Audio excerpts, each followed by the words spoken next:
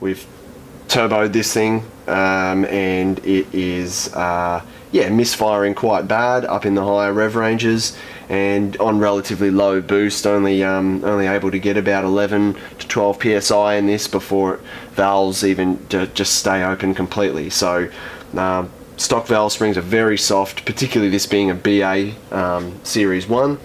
So yeah, we're putting some Performance Springs in it, is the brand that we're using. They're 90-pound springs.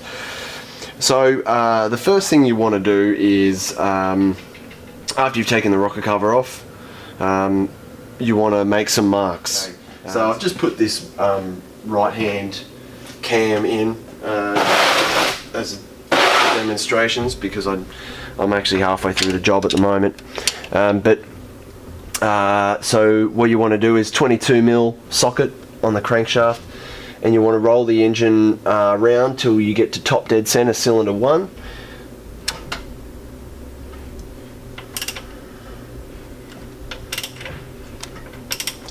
Just imagining that both cams are in at this stage and you haven't started undoing anything. Okay, now what I've done here is I've made a mark on the, there's a marker that comes out from the timing case, and this mark here on the harmonic balancer, that marks top dead center cylinder 1. It's already got one in there from factory, and I just highlighted it with a white paint marker. Okay, so once we do that, then what you want to do is you want to get a better zoom on here. Oh, that's pretty good. So what you want to do then is make a couple of marks on the chain, and also from the sprocket to the cam cap or the head, somewhere that is a very good mark, a good way of marking it.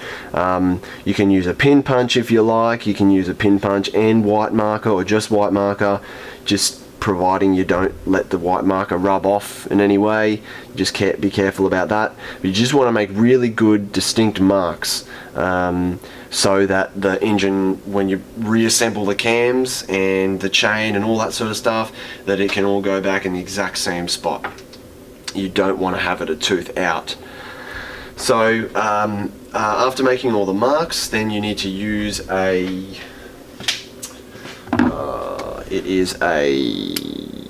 E12 socket. It's just on a 3/8 drive. They're not under that much tension, and you want to undo that on both cams, and then just take the sprockets off the front, and you'll hear the tensioner go. That's alright, just let it go. It's not going to fall out or anything like that. And then you can then just take the bolt all the way out, and then take the sprockets, and then just let the chain fall. That's okay for now. Now when you're taking these cam shafts out and the sprockets, make sure you lay the parts out so that everything is orientated exactly how it's going to go back in. So, you know, use a bench or a cardboard, whatever, just lay it out so that you're not going to get it wrong when you're putting it together, because that's these aren't interchangeable from left to right, the valve train. So yeah, so this is the cam cap for the left hand cam. After you've undone all the bolts, of course, keep them all in the exact orientation. I'm just laying them out on a bench here. Take the cam out. And what we need to do is we've got to put pressure into the cylinders. So we've got to wind each cylinder. Whenever we're working on a cylinder, we need it at bottom dead center.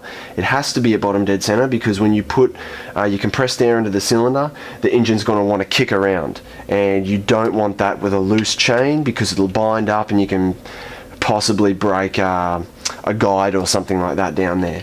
So you want your chain roughly to follow its same course, and what I use is a pair of 1.5 litre water bottles, just plastic water bottles.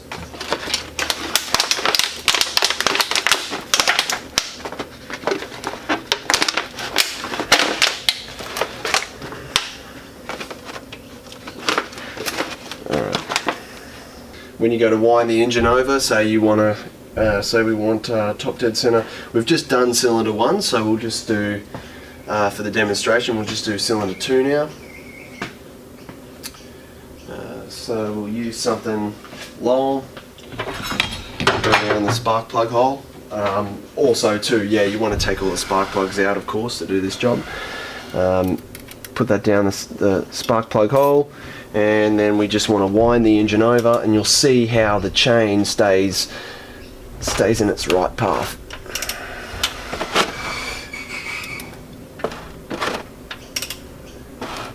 Alright, so we're starting to head back up now. Just wind it over a bit more, back the other direction. Alright, it's about there. We're about bottom dead center, cylinder 2.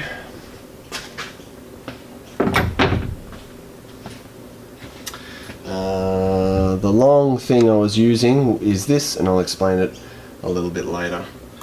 That's what we're going to use to lock our tensioner off and putting the chain back on. Okay, so what we need to do now is put air down the cylinder, and that is important to hold the valves up. You do not want to attempt this job unless you have something like this, which is on one end we've got just hooks up to shop air there, and then on the other end we've got the right thread.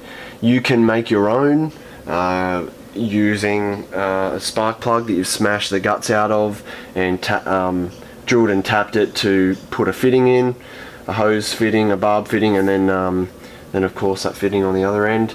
Any way that you can get a reliable, about 100 psi in the cylinder. You don't want to do it without that. You will lose a valve, and it will turn a simple valve spring job into a nightmare. Wind that in, pressure up to it. Now, once you got to this point, you don't need to wind the engine over. You can just take these out of the road, or you can just leave them in, whatever. And it just makes it easier to see. Do this valve here. So what I've got is just a piece of steel that I've been using for this job. This is a specific tool, actually. This is to help remove the hub, fan clutch hub off BMWs and some Mercedes, I believe. But anyway, it sort of suits me for this job. You can use anything really, any sort of piece of steel that's thick enough to be able to take the pressure of levering down on the spring.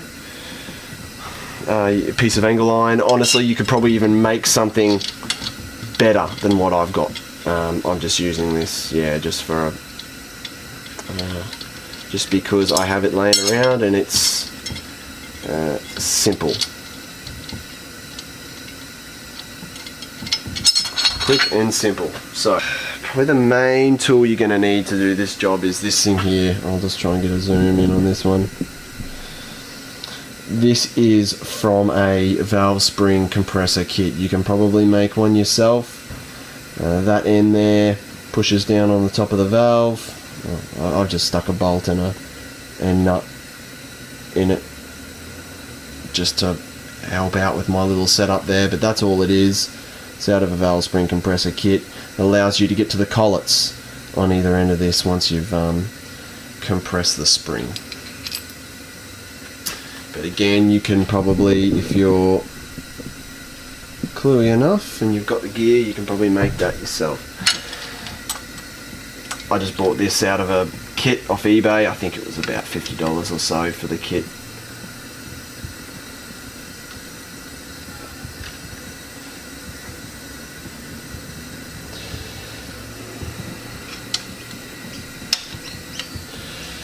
So yeah, this is not perfectly suited to the job, this piece of steel I've got here, but it'll do we're getting away with it for now anyway.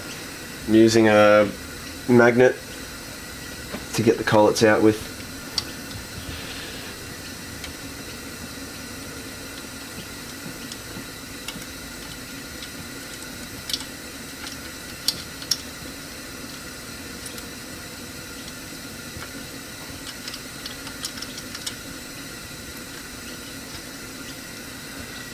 Got one collet out.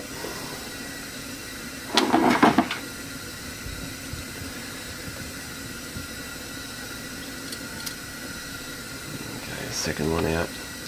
You can just feel straight away how soft these stock springs are.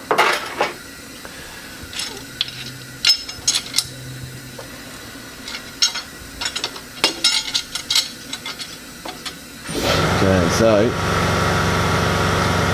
that's the collet, comes off the stock spring there, comes off the stock spring, and then just goes on the top of the new spring. Pretty simple. Springs back in place there, very simple, just drops straight back in. Beauty of these springs is no other modification needs to be made to it, just go straight on there, and you've nearly got double the spring rate. So interesting how you get double the spring rate. It's just a fatter coil, and it looks like there's more space between the coils, just a fatter material on the spring wire. So yeah, probably how they should have come out stock, to be honest.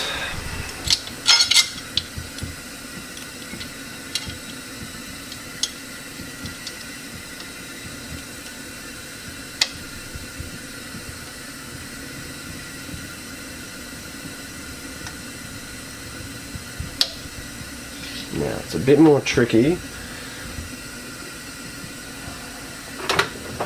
to do this with the heavier springs. Putting it back on is trickier than getting it off, but we get there. This is a job you got to be patient with, because yeah, it probably takes about, I don't know, 15 minutes or so, or 10 minutes at least each one. You got 24 of them to do.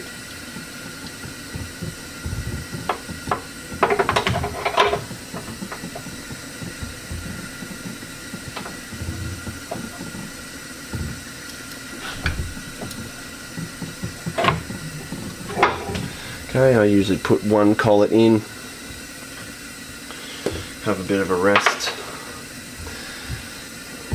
get this in a better position.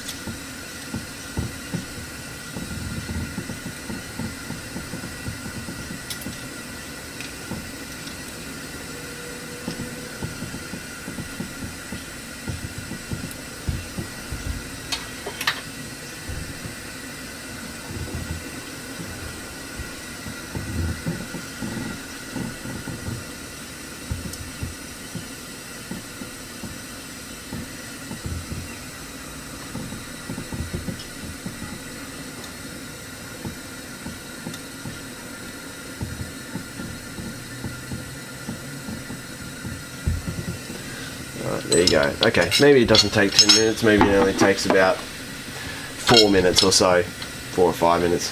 But anyway, it is a job you need patience with.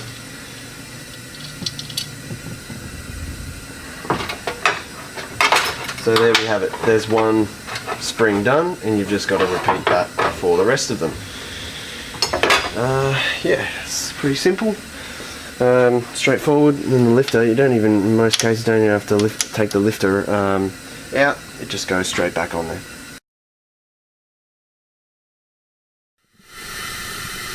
So in here we've got the tensioner.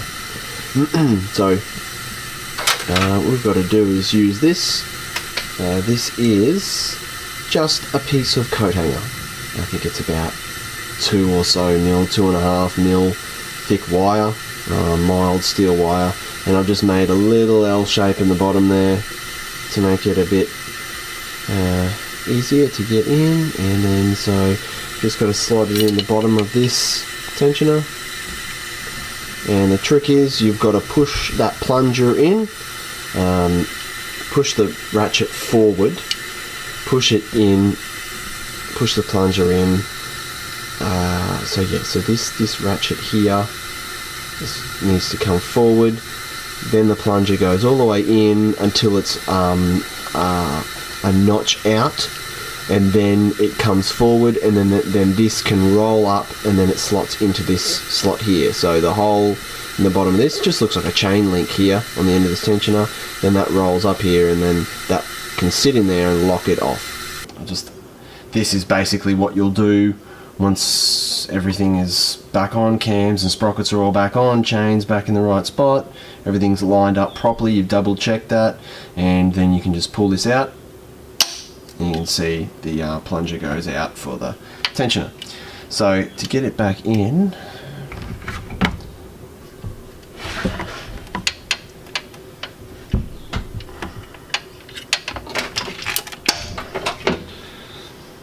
let it go a little bit hard there, and it bound up on me, so we're just pushing it all the way back in. Gotta just keep your eye on what it's doing there, because it will it sometimes stops not quite all the way in. Just gotta let it go a notch at a time. That's it. Beautiful. Got it. So we'll just move this chain out of the road and show you what it's done. Okay, so you can see the tensioner plunger is all the way back in. The tensioner can sit all the way back for assembly. Easy.